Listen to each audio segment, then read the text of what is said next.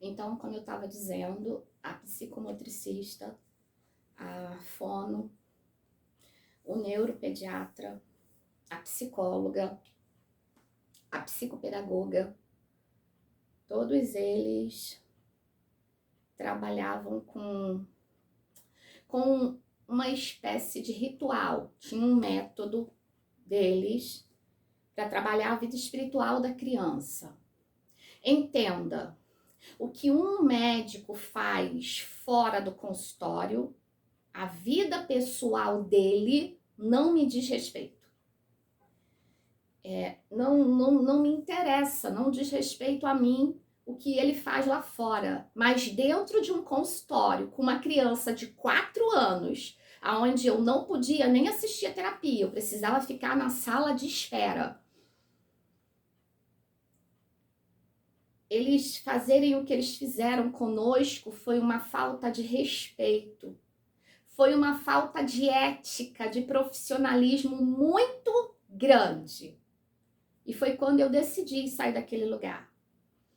E continuei pedindo a Deus uma direção e fui para outro lugar. Nesse outro lugar também a profissional ficou 90 dias se preparando, se especializando para trabalhar com a vida espiritual da criança. E nesse tempo todo eu fiquei orando ao Senhor. Só que Deus, ele tem um tempo de nos responder. Nem sempre o Senhor nos responde de imediato. E foi um período assim de muita angústia, porque depois de um determinado tempo que eu estava com essa também, assim como na clínica anterior, todos os terapeutas me chamou e me contou o que estava fazendo com a minha filha quando eu decidi sair. Um belo dia essa terapeuta chega e ela fala para mim, ela me chama na sala após sessão e ela fala para mim que após o tratamento ela precisava me contar o que ela estava trabalhando com a minha filha. E eu também saí de lá. E fui para outro lugar. E em outro lugar eu me esbarrei com o mesmo problema. E aí eu falei, eu preciso procurar um local mais distante, que não tenha vínculo um com o outro. E aí eu procurei, me indicaram uma médica, eu fui, a médica conceituada. Até que um belo dia, depois de pedir vários exames, que mostrou que a minha filha fazia convulsão. A convulsão que ela fazia, ela não perdia a consciência, mas a parte muscular dela ia toda embora. Você conversava com ela, parecia uma boneca de pano, mas ela te respondia tudo que você perguntava a ela. Como ela fazia a ecolalia, era, filha, você tá bem? Aí ela ficava, filha, você tá bem? Só que ela respondia, não em forma de pergunta, mas ela tentava me dizer que ela estava bem. E eu me lembro que eu fiz os exames, apresentou o problema da convulsão, foi passado medicação e um belo dia ela disse para mim, agora eu preciso que você traga o seu esposo, porque eu preciso conhecê-lo e passar as orientações para vocês dois, mas não traga dia de segunda nem de sexta. E aí ela também disse para mim que ela tinha um preparo específico para trabalhar com crianças. Gente, isso é muito sério. Me bateu um desespero muito grande, porque eu dizia, Deus, eu não sei mais para onde eu vou. Eu não sei mais o que fazer. Eu tô orando, eu tô pedindo, mas parece que o Senhor não tá me ouvindo. E a escola começa a cobrar. Eu sei muito bem o que uma mãe atípica passa, porque a escola começa a cobrar resultado. A escola começa a cobrar o que você está fazendo pelo teu filho. E eu já tinha corrido para muitos lugares. Eu já tinha tentado tudo que uma mãe podia tentar, eu já havia tentado. Desde 1 ano e meio, eu observei que havia algo de errado com ela. Desde 1 ano e meio, o pediatra fez uma carta, eu levei para um neuropediatra aqui no Rio também, e todos eles diziam para mim, isso é coisa da sua cabeça, essa menina não tem nada, ela não tem nada, mãe. Chegou o absurdo de um deles, muito conceituado aqui, dizer para mim, ele fez uma carta e ele disse que essa criança precisava ir para a escola para ela ser mordida e aprender a morder as outras crianças. Essa foi a carta dele. Eu fiquei com tanta raiva que eu rasguei aquela carta toda. Se eu não tivesse rasgado, meu método seria outro. Providências teriam sido tomadas. Mas ele foi um dos que disse que ela não tinha nada. E por ela ser filha única, todos eles diziam que ela era mimada. Minha filha nunca foi mimada. A gente ama muito ela, mas ela nunca foi mimada. Eu sempre trabalhei com ela, que ela podia avançar independente do diagnóstico dela. Eu sempre passei essa confiança para ela. Você consegue. Vambora, você consegue. Eu sempre trabalhei isso com ela de perto. Então, ela nunca foi mimada. Eu nunca facilitei as coisas para ela, mas eu sempre estive do lado incentivando ela a ir além. É diferente. E eu me lembro que nós saímos dessa outra médica.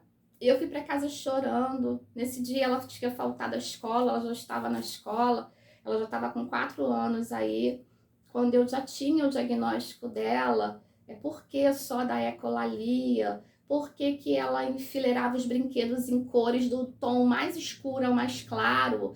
Por que ela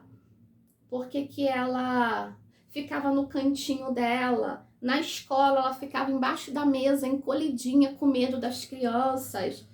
E ela tinha um relacionamento tranquilo com adultos, mas com as crianças ela tinha medo. Porque, embora ela não soubesse expressar o que havia de diferente nela, ela sabia que tinha algo diferente com ela. Que ela não era igual às outras crianças. Ela não conseguia o nível que as outras crianças conseguiam brincar, se relacionar, ter essa interação. Ela tinha essa consciência que ela não conseguia aos 4 anos de idade. Isso eu descobri aos 12 anos dela, quando ela chegou da escola e ela disse para mim assim: mamãe, eu preciso de ajuda. E eu disse para ela: o que está acontecendo? Senta aqui, vamos conversar. E ela disse para mim assim: eu não quero mais fazer o flerte, as estereotipias. Eu não quero mais ficar pulando quando eu fico feliz. E eu disse para ela: o que tem de errado com isso? Ela disse: desde que eu era pequena, as crianças riem. As crianças ficam falando. E eu não quero mais. Eu preciso que você me ajude. E aí ela falou: vem orar comigo. Eu fui orar e ela pediu a Deus que ela não fizesse mais. Que Deus não deixasse ela fazer. Porque ela não queria continuar fazendo o que ela estava fazendo. Para ela, não era tranquilo. Ela tinha esse entendimento com ela, que não era tranquilo ela continuar pulando. Entenda, ela não parou de fazer tem outras características que ela permanece fazendo. Eu não cobro dela que ela ore sobre isso, mas o que incomodava ela mesma colocou diante de Deus numa oração. E ela falava comigo que nas escolas que ela passou, todas as escolas que ela passou por isso. Então, eu não consigo entender quando uma mãe de uma criança severo ou moderado diz assim: ah, mas o teu tem grau baixo. Ah, mas o teu consegue isso, consegue aquilo. Fica feliz. Se o meu conseguisse, eu estava feliz. Eu não estava questionando nada. Eu não estou questionando. Eu estou dizendo que o sofrimento de uma criança, independente do grau, independente se ele verbaliza ou não, tá dentro deles e eles sentem a mesma coisa. Então, eu comecei a orar novamente e aí eu disse para Deus: olha, Senhor, eu confio tanto em Ti, eu creio tanto que o Senhor está me ouvindo, que eu não vou levar ela mais para nenhum nenhum tratamento. Eu creio que o Senhor é poderoso para curar a minha filha. E se para fazer tratamento dessa síndrome é necessário que mexa com a vida espiritual dela, então ela vai ficar sem tratamento nenhum. Eu tô entregando ela na tua mão, sem nada. E foi quando eu fui conversar com o nosso pastor e ele falou: irmã Cláudia, eu faço um tratamento, sou especializado, o aparelho que eu trabalho vem dos Estados Unidos, eu tô falando de uma época há 12 anos atrás. Eu nem sabia o que era Sonotron. Eu não tinha ideia do que era. E como ele tem uma filha que mora fora do Brasil, esse aparelho vem de lá já há muitos anos. Quando eu conheci ele, ele já trabalhava com o consultório dele há 20 anos. Muito tempo depois eu fui descobrir com um neuro que ficou acompanhando minha filha, que conhecia o trabalho dele, falou: nossa, muito legal você ter conseguido isso. Mas entenda, esse tratamento não tem nada a ver com autismo. Esse tratamento não tem comprovação nenhuma científica que é específico para tratar uma criança autista, seja o grau que for. O neuro ainda falou isso para mim. E eu disse para ele assim: então, ela ficou sem tratamento durante um tempo. E eu estava fazendo as contas, foram 3 anos. 3 anos orando. 3 anos, esse terapeuta que também é pastor, fazendo a sonoterapia. Esse tratamento dele, que ele falou para mim: olha, eu trato de criança, mas não tem comprovação científica que é específico para o autismo. Como ela também faz um quadro convulsivo e na época ela só tomava medicação numa dosagem muito baixa, porque o psiquiatra infantil passou para ela numa dosagem muito baixa, foi o único médico que eu mantive, foi o psiquiatra. Justamente por conta das convulsões. Como ela toma essa medicação numa dosagem bem baixinha, vamos fazer o seguinte: você pode fazer um teste, se você gostar, você faz ou não. E eu falei com ele: a gente vai fazer, porque o senhor já trabalha com isso há mais de 20 anos. Nunca pegou uma criança autista, eu não sei o propósito de Deus. Pode ser que ela seja a primeira de muitos pacientes. A gente vai fazer. E aí eu lembro que, olha, feriado, ele nunca deixou de atender ela. Ele nunca interrompeu uma sessão com ela, dessa parte da sonoterapia. Não é um tratamento com hipnose, ele não trabalha com hipnose. Mas antes de começar o tratamento com ela, ele primeiro fez em mim, fez no meu esposo, perguntou como a gente se sentiu e começou a trabalhar devagarzinho. E em todo o tratamento ele falava: aqui no meu consultório, a gente ora antes de começar e a gente ora depois que termina. Isso, quem chega no consultório dele, seja evangélico ou não, ele deixa bem à vontade para fazer o tratamento com ele ou não. É escolha. Cada pai e cada mãe está ciente. Outra coisa, para fazer o tratamento com ele, nenhum pai, nenhuma mãe sai do consultório. Fica lá assistindo tudo que ele está fazendo. Então, ela teve uma resposta muito boa. 1 mês depois do tratamento, já não era só a ecolalia mais. Ela, depois de muitos meses passando em frente a uma árvore muito alta de onde nós moramos, ela me travou e ficou parada assim em frente à árvore e disse para mim: mamãe, você viu essa árvore grande? E eu fui para casa chorando. Eu disse: meu Deus, muito obrigado. Porque a tua palavra diz que há um tempo determinado com um propósito para todas as coisas. Eu vivi momento de ansiedade como toda mãe. Eu vivi momentos onde eu fiquei depressiva, eu não queria saber de ninguém. Eu levava ela para a escola, eu queria ir para casa, eu não queria ver ninguém, eu não queria telefone, eu não queria nada. Eu dizia: Senhor, eu não estou entendendo o que está acontecendo, eu não sei por que tu está está me permitindo passar por essa situação de nem tratamento para ela eu conseguir, sem que mexa com a vida espiritual dela. Porque esse terapeuta que é pastor, ele dizia para Deus assim,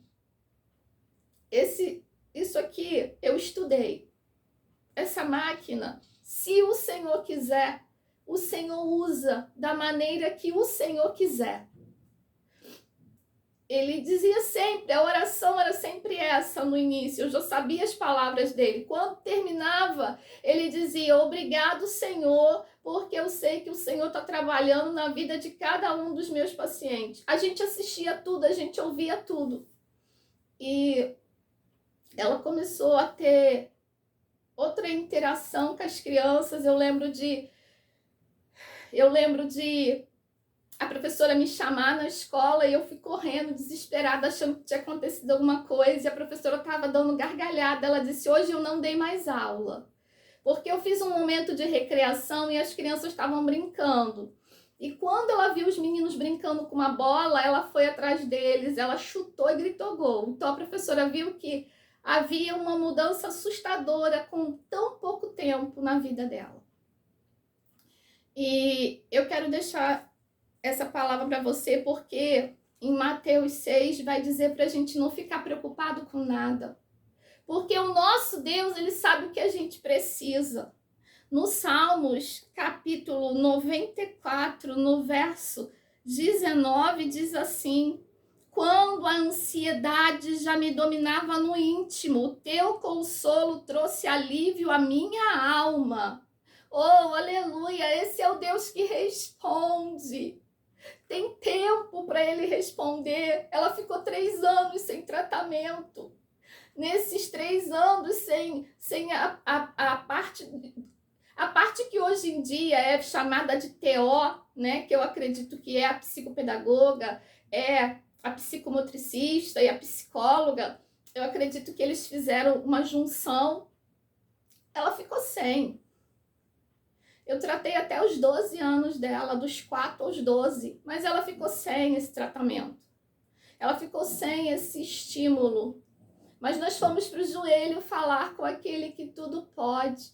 O nosso Deus é um Deus que tudo pode. É Ele que tem o controle de tudo que acontece na terra, na mão dele. É Ele que espera que a gente procure Ele, que a gente busque nele. A palavra do Senhor vai dizer em 1 Pedro 5,7. É um versículo tão conhecido.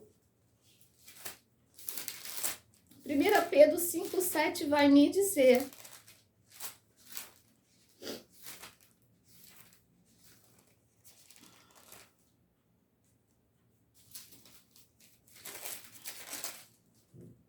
Pedro 5,7 diz assim, lançando sobre ele toda a vossa ansiedade, porque ele tem cuidado de vós. Então o Senhor cuida, ele cuida de nós. Mateus no capítulo 28, o último versículo, ele vai dizer assim pra gente. Muitas vezes a gente se esquece. Deus deixou instrução pra gente em tudo dentro da palavra dele. Tudo que você precisar tem dentro da Bíblia. Tudo. Orientação para tudo. É um manual de vida. Se você crê, eu não sei, pois para mim funciona. Para mim ele caminha conosco dia a dia. Em nenhum momento ele nos deixa só. O Senhor vai dizer, no capítulo 20, no capítulo 28, versículo 20, diz assim, ele estava dando instruções para que as pessoas divulgassem o nome dele, levassem o amor dele, levassem a palavra dele a tantos outros que não conhecem, porque o Senhor Deus quer salvar a todos. Ele nos ama, mas o pecado não entra no céu. A gente precisa de Jesus para ir para o céu. Não tem jeito de ir para o céu se não for através de Jesus. Não tem jeito. Não adianta ser bonzinho, não adianta fazer tudo de bom nessa terra se você rejeita Jesus, o Filho de Deus, se você não reconhece, se você não entrega a sua vida a Ele. Não tem jeito de entrar no céu. E é a Bíblia que diz isso, não sou eu. Não tem jeito, não tem maneira de entrar no céu se não for através do Filho de Deus, através de Jesus. Então vai dizer assim no capítulo 28, no versículo 20, ensinando-os a obedecer tudo quanto eu lhes ordenei. Eis que estou convosco todos os dias, até a consumação dos séculos. Eu estou com vocês. Tudo que você passa nessa vida, por mais difícil que seja, o Senhor passa conosco. Irmã Cláudia, então por que Ele permitiu você passar por tudo isso? Eu ouvi de gente dizer assim para mim: como pode? Você sempre foi serva de Deus, você fazia tudo certinho, como pode Ele te dar uma filha assim? Eu ouvi mães em escola dizer para mim: ai, quisera eu que o meu filho tivesse uma doença dessa, porque se tivesse, eu tava dando pulo de alegria porque ela tira nota boa. E aí eu disse para ela: você também quer a síndrome de ansiedade? Você também quer o sofrimento que ela passa para fazer as provas? Que ela não abre mão de fazer, ela quer cumprir todas as etapas muito certinha.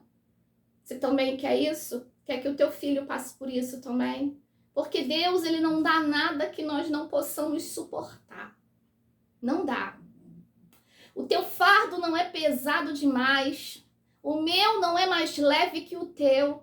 É na medida. Deus, Ele dá a cada um na medida. E por que Ele faz isso? Porque Ele sabe o quanto a gente depende dele. Então, quando a gente busca ao Senhor, quando a gente busca o socorro nele, quando a gente busca ao Senhor pedindo a ajuda dele, é nele que a gente vai conseguir passar pelos desertos, pelos processos. Tudo vai ser um aprendizado para a nossa vida e a gente vai poder falar a outros: olha como meu Deus agiu na minha vida, olha como o Senhor trabalhou na minha vida. Então, ela ficou durante esse período sem as outras terapias, sem fono, sem nada. A fono, ela voltou depois de um tempo de oração, quando eu não morava mais na cidade onde eu morei. Eu morei lá 3 anos e ela estava com 18 anos quando eu voltei para fono. Quando ela voltou a fazer fono, quando ela voltou. E o período de fono foi muito curto. O período de terapia ocupacional foi curto. Porque toda a área cognitiva dela, a sonoterapia agiu através da vida do pastor Eliseu. A sonoterapia agiu. O bloqueio. No caso dela, quando ela fazia as convulsões, ficava dentro dos exames, mostrava uma área onde o sangue se acumulava em grande quantidade, por isso ela chorava muito, por isso ela se irritava quando alguém falava alguma coisa com ela que ela não entendia. Esse exame ela fez, acho que ela estava com 5 anos. Eu fiz muitos exames. E eu me lembro que foi falado para mim: olha, o sangue se acumula aqui, isso causa uma irritabilidade nela. Essa parte foi a parte que dentro da parte cognitiva e dentro dessa área que ficava aquele sangue acumulado, Deus agiu. E eu me lembro que uma certa vez eu estava ministrando a palavra de Deus num congresso de criança.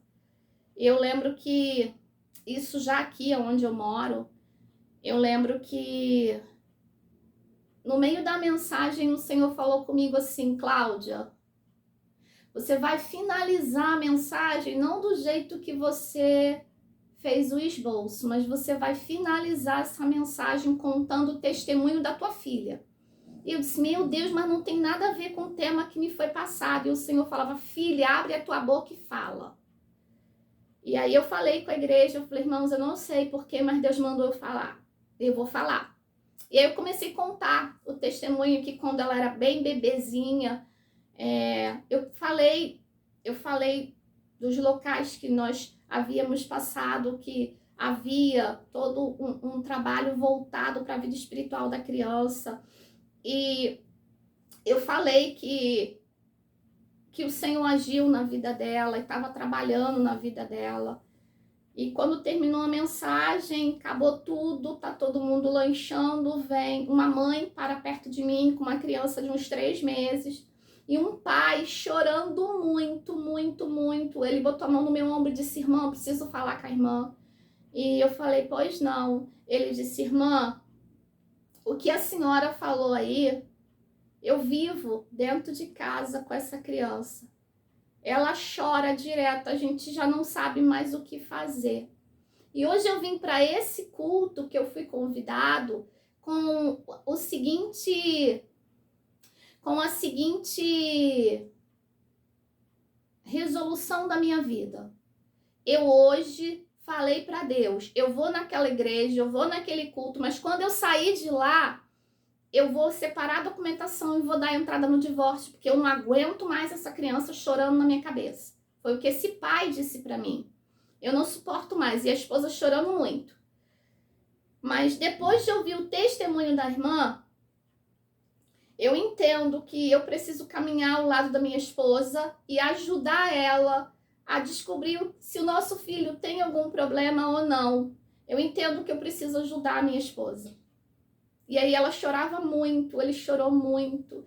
E eu entendi o propósito de Deus de me fazer parar o que eu estava falando para falar o testemunho dela. Por que razão Deus permitiu eu passar por tudo isso e estar aqui agora em frente a uma câmera contando para você? Porque o nosso Deus é Deus de propósito. E quando Ele permite algo na tua vida, não é só para você dizer: eu passei por isso. É porque Ele quer que saia dos teus lábios o segredo. Saia dos teus lábios a chave. Como foi que você conseguiu vitória? Como foi que você teve o resultado que você tem com a tua filha hoje? Que é o meu caso.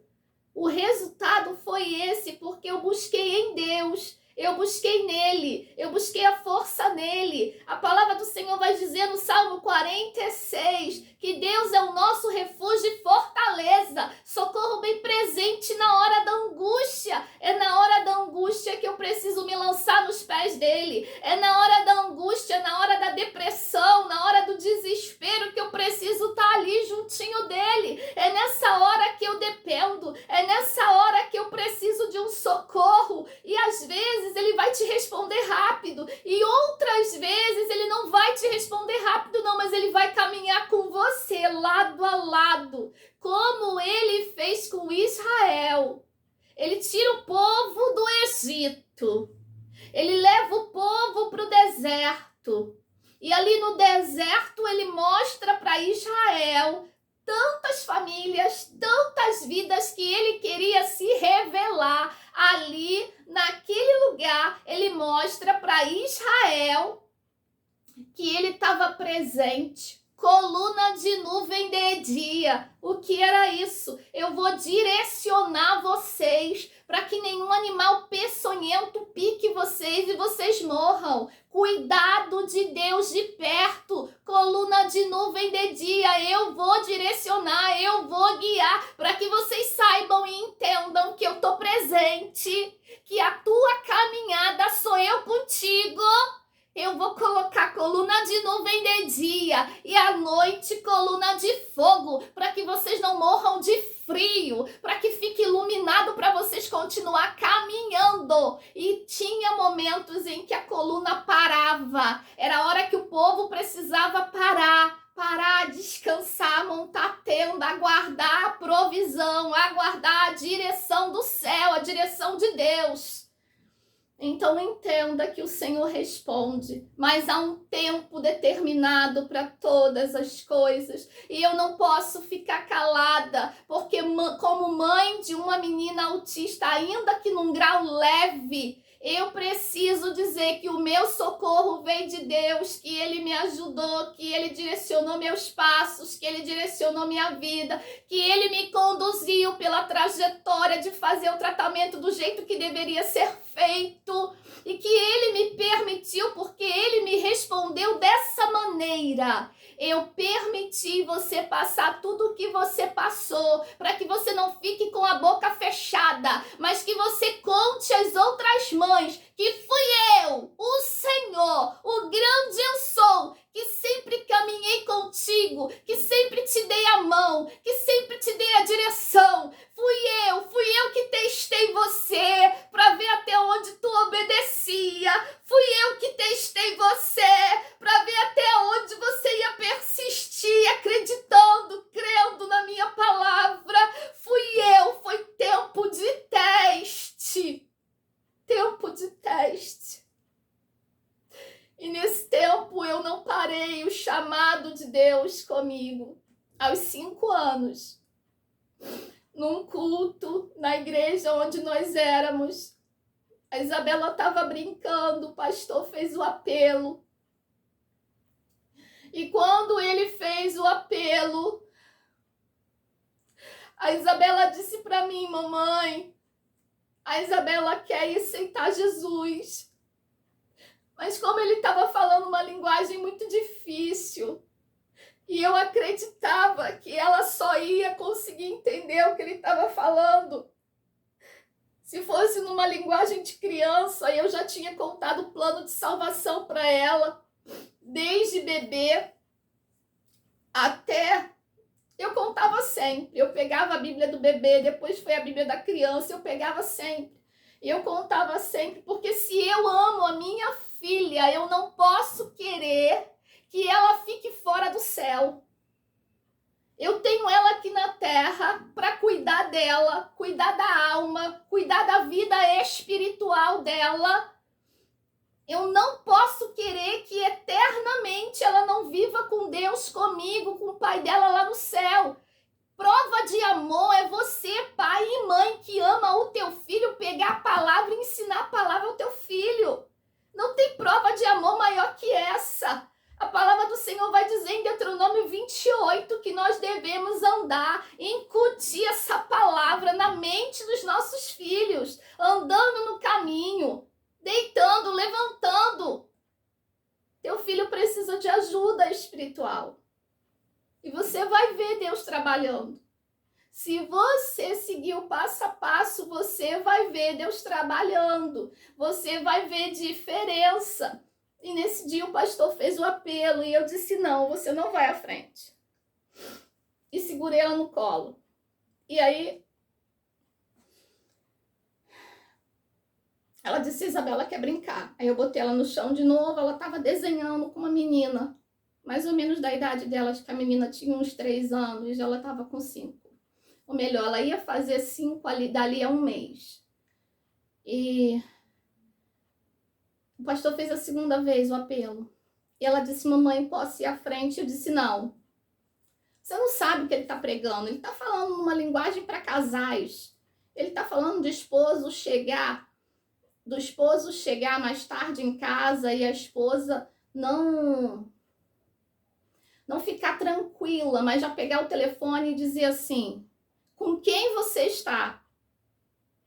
Não é aonde você está, tá tudo bem, não. É com quem você está que você não chegou até agora. Então era uma linguagem difícil para ela, para uma criança de 4 para 5 anos. E ele estava usando o trecho da Bíblia, eu nunca vou me esquecer, Salmo 37, ele parou no versículo 5. E aí eu disse para ela: você não vai à frente, você não tá entendendo nada que ele tá falando, quando chegar em casa eu converso contigo, você tá rabiscando, você não tá entendendo. Aí ele falou: a igreja fica de pé, porque o Espírito Santo fala comigo que ainda tem uma alma para vir à frente. E lá na frente já tinha mais de 15 pessoas. Tem mais alguém para vir. A igreja de pé que nós vamos orar, que tem uma força maligna prendendo pessoas aí no banco. E aí, quando ele botou a igreja de pé, ele orou, aí ele me chamou, ela me chamou e disse: mamãe, aí fez assim para mim. Aí eu peguei ela no colo. Falei: oi, filha. Ela botou a mão no meu rosto e disse assim, olho no olho: agora, posso ir? E eu olhei para um lado e para o outro, não havia ninguém fazendo menção de querer ir à frente. E eu disse, vai, filha, porque eu não sou força maligna nenhuma, vai. Ela recebeu Jesus, foi escolha dela, ela recebeu Jesus. E ela ficou 40 minutos dando gargalhada, marcado no relógio, 40 minutos. E ela dizia para todos que se aproximavam dela, a Isabela ganhou, ela ganhou Jesus. E chegou em casa, nessa cidade que eu morei, ela começou a gritar todos os vizinhos, e rindo, e rindo, e rindo, e rindo. E o pai dela falou assim, meu esposo disse assim, amor, a gente precisa fazer contato com o médico dela daqui, porque não é normal esse comportamento dela, 40 minutos dando gargalhada sem parar. Aí ela ficou muito zangada com ele, ela olhou para ele e falou assim, a Isabela não tem de nada, de nada. A Isabela tá feliz que ganhou Jesus, não precisa ligar para médico, é só isso. Aí eu falei, viu, amor? Ela disse que ela tá bem. Ela não tem nada não, ela tá muito feliz, ela recebeu a alegria da salvação. Fica tranquilo, fique em paz, porque eu já entendi que ela tá em paz também. E assim, eu entendi o propósito de Deus.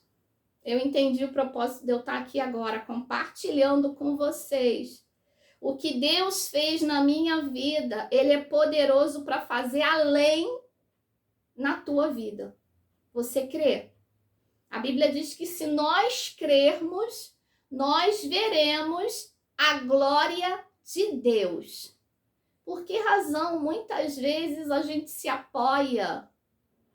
A gente busca primeiro um socorro medicinal do que primeiro clamar ao Senhor.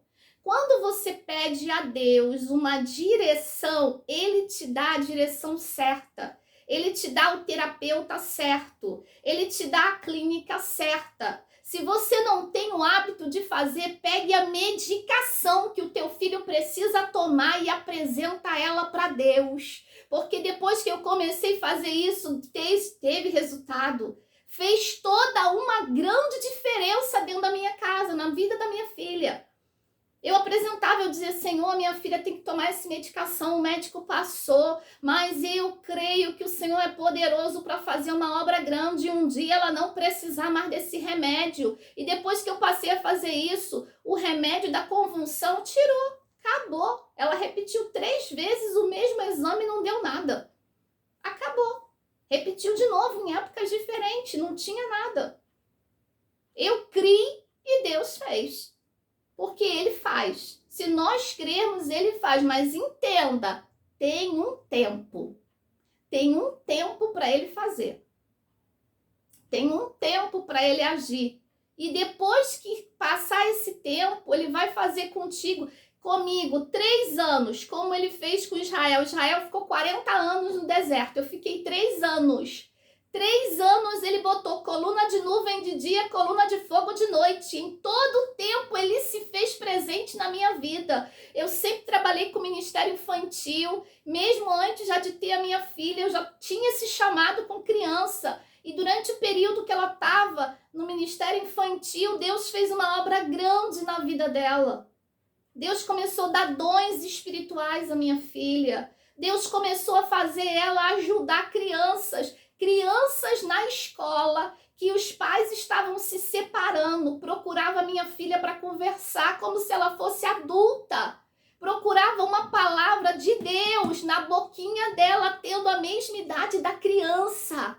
Isso é mão de Deus, isso é mover de Deus, isso é propósito, isso é direção de Deus, isso é Deus dizendo, eu vou te mostrar o plano que eu tracei para a vida dela, o plano que eu tracei para a tua vida. E entenda, o Criador de tudo e de todo o universo é dono de tudo e o controle de tudo está na mão dele. Se ele não te responder de imediato, ele vai passar contigo nesse processo, ele vai passar contigo nesse deserto, ele não abandona ninguém. Nós precisamos crer, porque o nosso Deus permanece sendo o mesmo.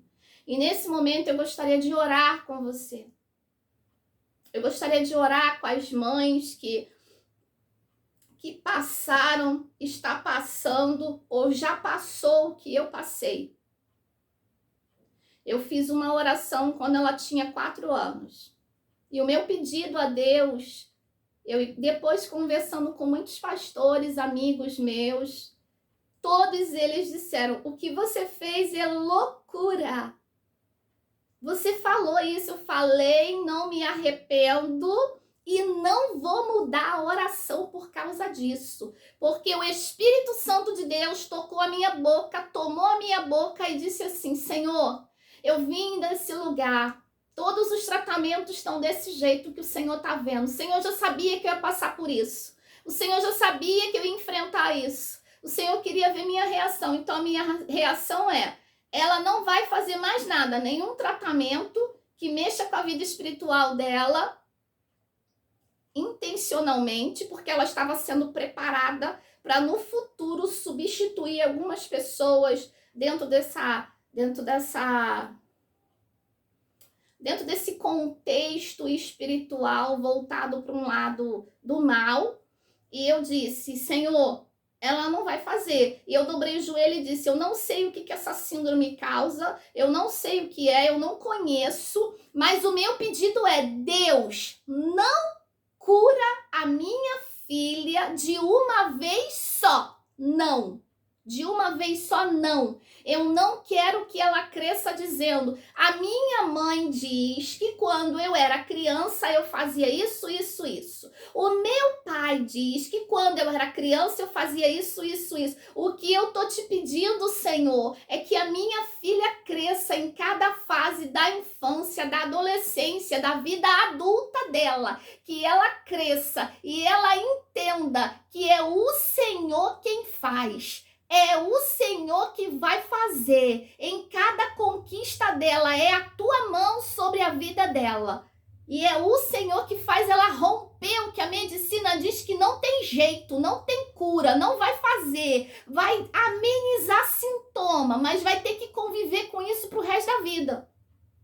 Eu pedi isso para Deus. Que ela reconheça que é a tua mão, que é o Senhor. Então, conforme ela for crescendo, eu sei que aí no céu o Senhor deve ter outras medidas, mas pega um conta-gota, desse jeito, pega um conta-gota de cura, enche ele e derrama sobre a vida da minha filha em forma de gota, todo dia uma gotinha de milagre. Ela não sabia a oração que eu tinha feito a Deus. Aos 5 anos de idade ela diz para mim: mamãe, mais uma gotinha de milagre. A Isabela entendeu o que o pastor falou. E ela foi crescendo aos 12 anos, ela ficava muito aflita e muito angustiada porque ela batia palma, mas não saía o eco da mão dela. Isso incomodava ela. Ela orou a Deus. E a primeira vez que ela bateu palma, que saiu eco, ela gritou e disse: mamãe, mais uma gotinha de milagre. Deus fez. Deus está curando a Isabela, Deus está fazendo na vida da Isabela.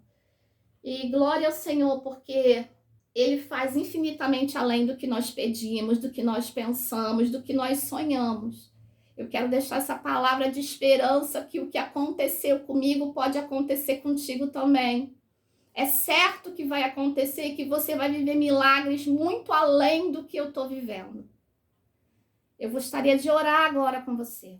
Pai, na tua presença, Senhor, eu me encontro e eu quero te pedir em favor dessa mãe, desse pai, dessa tia, desse tio, dessa avó, desse avô, quem é o responsável legal pela vida dessa criança, porque são eles que vão dar conta, são eles que vão estar diante de ti um dia para dizer o que foi que eles fizeram ou deixaram de fazer com a vida de cada uma dessas crianças, desses adolescentes. E o meu pedido é, Senhor, assim como o Senhor foi o socorro bem presente na hora da minha angústia, seja também o socorro presente na hora da angústia de cada um. Direciona cada pai, cada mãe, cada família que precisa de um direcionamento da tua parte, Pai. Senhor, caminha com eles como o Senhor caminhou comigo e ainda caminha até hoje. E o resultado, a chave, o segredo que o Senhor me deu, eu compartilho com cada um agora que está assistindo este vídeo.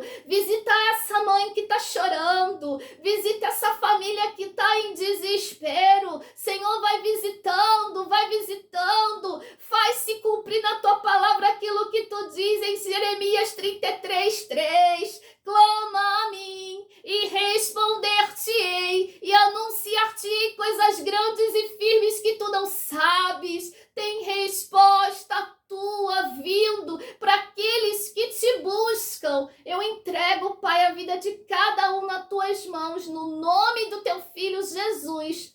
Amém.